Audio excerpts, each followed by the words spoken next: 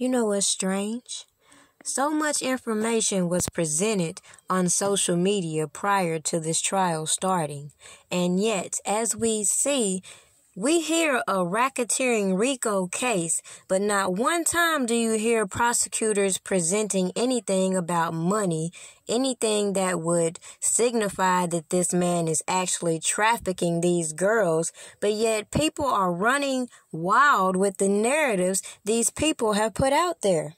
It seemed like to me, the minute Tasha K started to peep game, she began to expose this whole janky-ass investigation against Robert Kelly. And all these people that continue to do these interviews, they really show you what I've been telling you all along. A lot of these companies, organizations, and all that were set up to funnel money. All these Ponzi schemes, all this extra stuff in the background. Meanwhile, people are talking about this guilty verdict on a RICO case and not one mention of money. Where is R. Kelly's money? Can't nobody answer that. But we entertain all these people who they claimed were enablers, who they claimed were engaging with other individuals and trafficking and all this extra stuff, participating in criminal activities, all to target Robert Kelly. So my position is all this energy people still have on this internet should be directed at holding all the individuals involved accountable instead of continuously being distracted by people intentionally trying to keep the focus off what the target was from the beginning.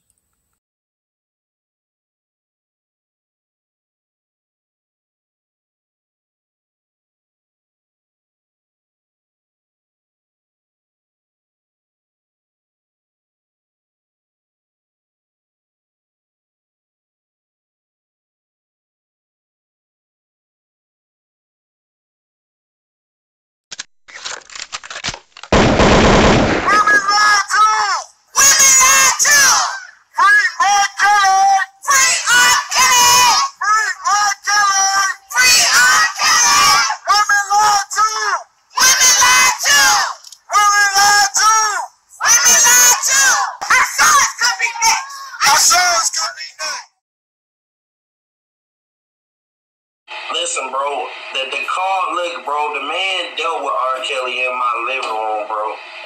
The man dealt with R. Kelly in my kitchen. We dealt with Don Russell in my kitchen, bro. And charging him with $700 from a pop. He would get you a bottle out. He was using out for the fucking longer.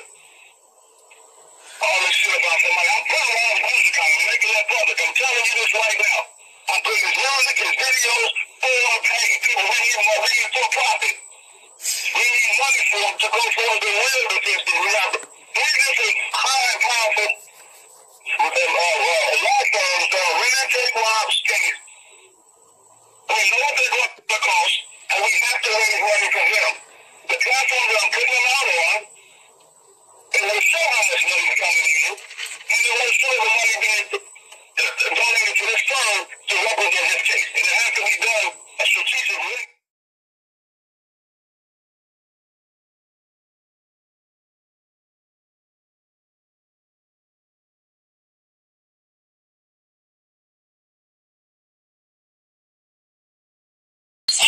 You gotta have good relationships. You have no good relationships, dummy. I'm gonna keep your comment right here, dummy. If don't nobody fuck with him, that's why y'all got a defense fund. If people fuck with him, do you think he would need, you dummies, you think he would need his lawyers talking to a bunch of silly ass people online that can't contribute 100,000, 200,000, or maybe $1 million? Shut the fuck up. That's stupid. That man don't have no pull. That man was the greatest of what he did, but he didn't have good relationships. Ask the staff. He don't pay nobody. Like he pay you dumb motherfuckers no mind. That's all the thing. Throw everything on him. He these motherfuckers keep talking about somebody. No, the motherfuckers around them told on them. Yeah, that's what y'all don't realize. Jack the victim, they say shit all this purpose. Got all these dummies on here taking their place like they been around them. Where the motherfuckers that been around them? The 30, 40 motherfuckers around them. You know where they at? They got smart like this nigga ain't do shit for me. I'm letting them know everything. Fuck that nigga.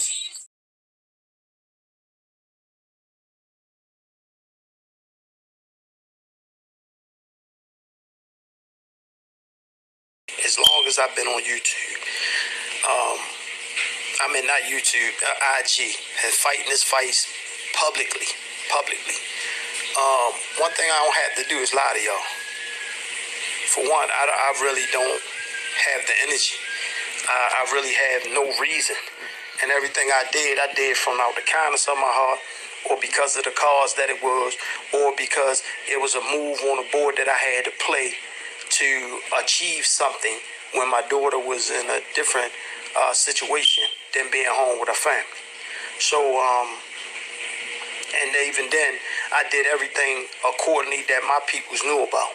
You know, I just had a strange conversation with, I'm not sure if the young lady used to calling people up and all she do is yell and scream and talk, don't listen. That's bleed. You know, we're gonna call it like it is. We're not even gonna play no game tonight. Bleed. For one, anytime you meet a woman that don't do nothing but yell, scream, over talk, can't listen, don't hear nothing, can be listening to you but don't hear nothing you saying, I'm just gonna give y'all a small recap of it. First of all, she called me lying. First of all, saying what I said in there, and that's gonna be addressed next in a Zoom that I don't even do Zooms. It was my first, or maybe the first Zoom I ever been in with this group of women, right, that had questions. Why they got me in the Zoom? Because they asked me, they said, we have questions that we need you to answer for us. That was it. That was all. That's the only reason I agreed to go to the Zoom.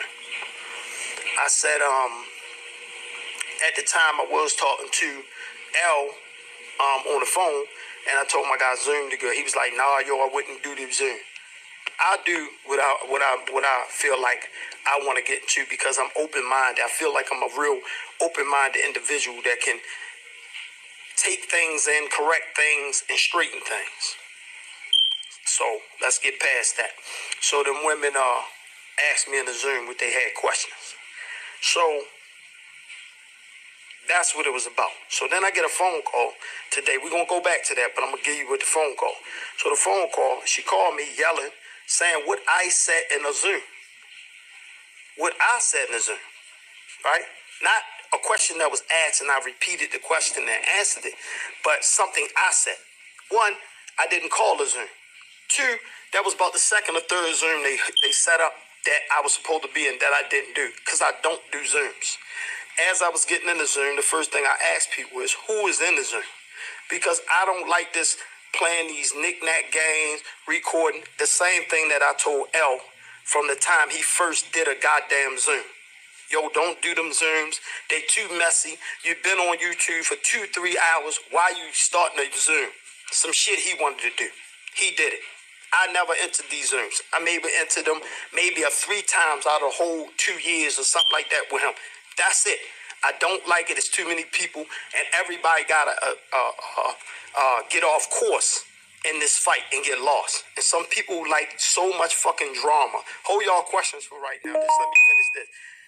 So many people like so much drama that they are caught up in the fucking the drama part of it and the fuck shit of all this fugazi shit that they forget the actual cause of Team Truth on YouTube, and then the formal Team Truth that was built for us the business. And I'm gonna clear all this shit up tonight. I'm gonna get rid of all this once and for all, and I'm done with all this shit. So if they want to come in, they can come in. I heard they was advised not to come in. That's on them. But I'm gonna call them out how they are and how the things that made me look at them totally different. 17, the end of 2017, going to 18. And we're going to get to that date. That's a real important date, too. So we're going to circle back to that, too. So let me explain something to y'all. So we on the conversation. She on there. She going off this and that. I tried to say that I got into something I didn't have to get into with her and Butter to stop a fight. Do you know she stopped in the middle of the conversation and said, "Oh, you said you're going to pull up at my house and fight me." Like, what the fuck is wrong with these people on this goddamn channel? And do you think why I separate Teen Truth from Teen Truth business? Do you really understand why I needed to separate that? I didn't have to ask Larry to do it. I gave Larry the courtesy because he was full blown out invested in Teen Truth online.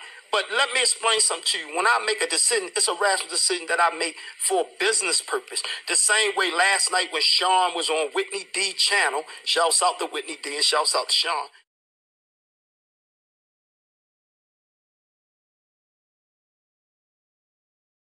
The receipts are checking out, but if all the receipts are checking out that I'm going to put out, R. Kelly may be innocent.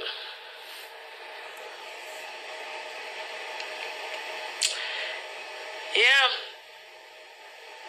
So much so, I took down the video that I did on the so-called enablers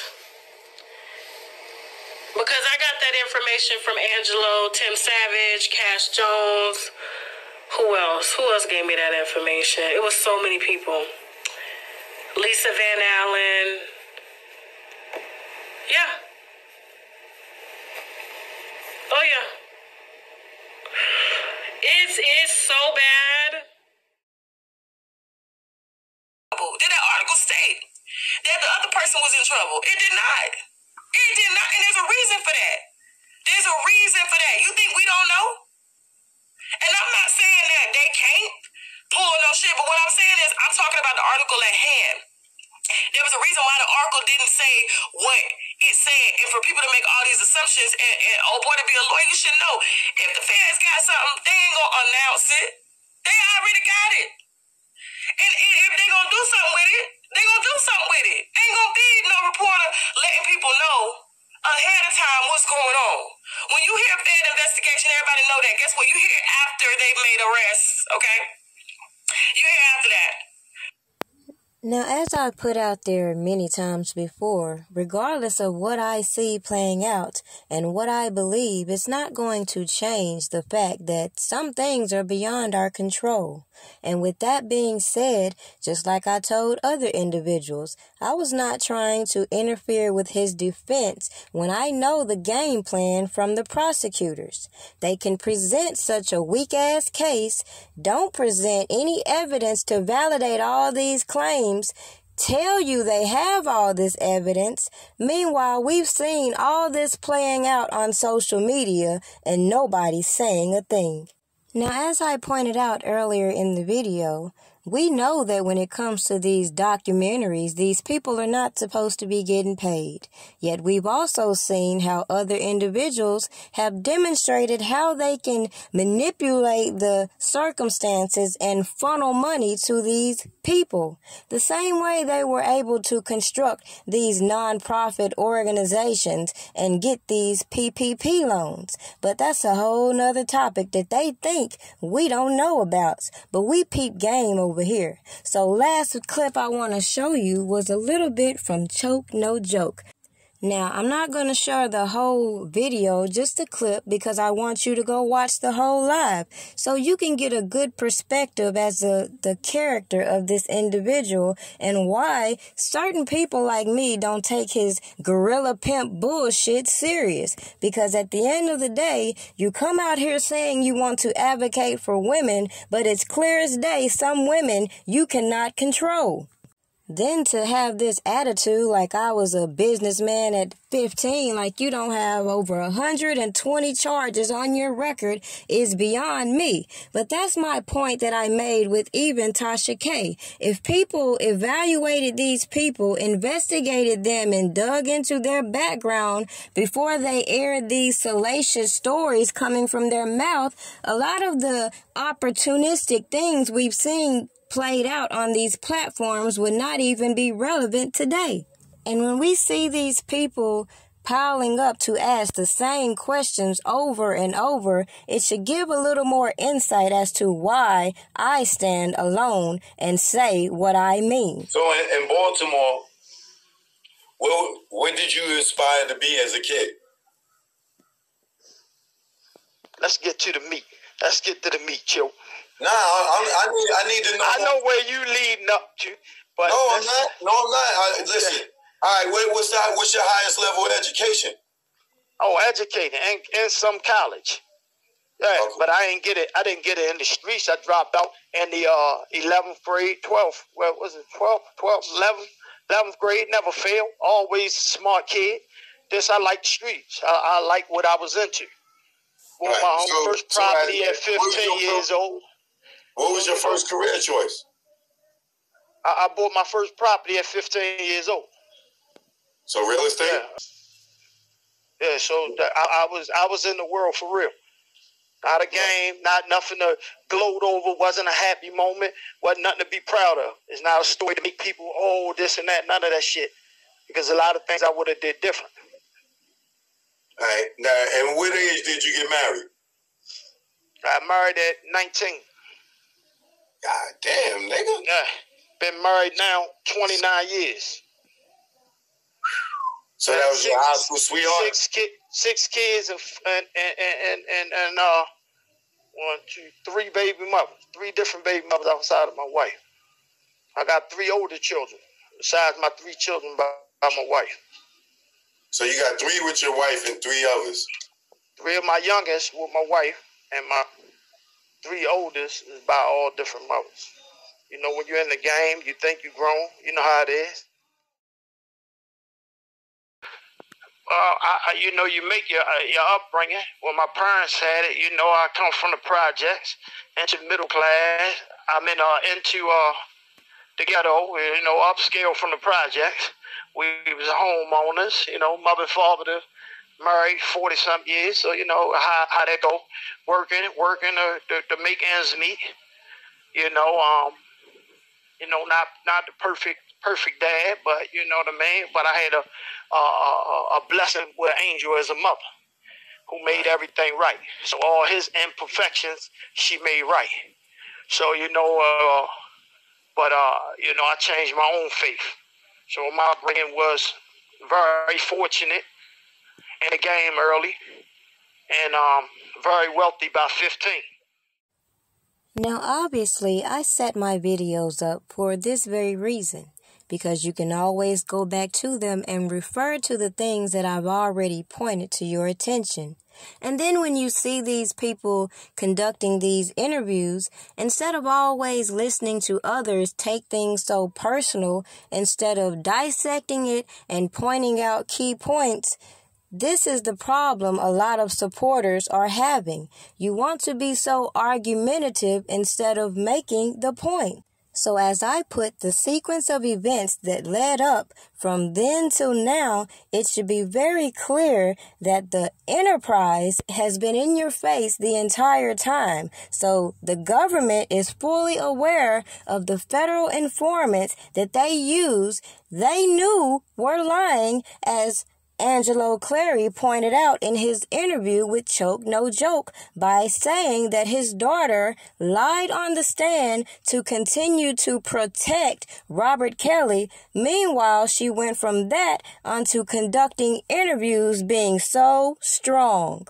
hiding behind this fake persona she's trying to create, while other people who are so fueled by their feelings about Robert Kelly, they're willing to overlook the pure corruption we have all witnessed play out on all of these devices. So as Azriel Clary put out there, the federal government had devices in which they could have proved every single thing they alleged. But in my opinion, they knew that this defense team was corrupted. Period.